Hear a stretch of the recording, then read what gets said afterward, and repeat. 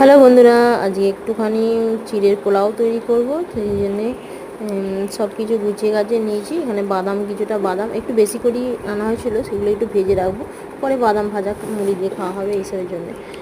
এখানে দেখো গাজর আর আলু কেটে নিয়েছি, ওখানে পেঁয়াজ আর লঙ্কা কেটে নিয়েছি।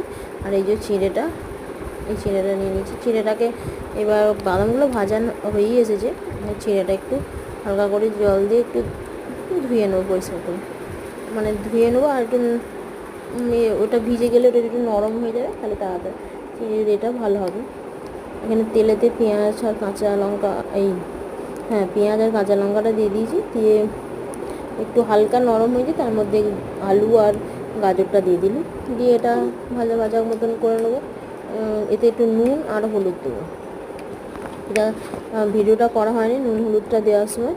আর দিয়ে ভালো করে নেড়ে এবার নরম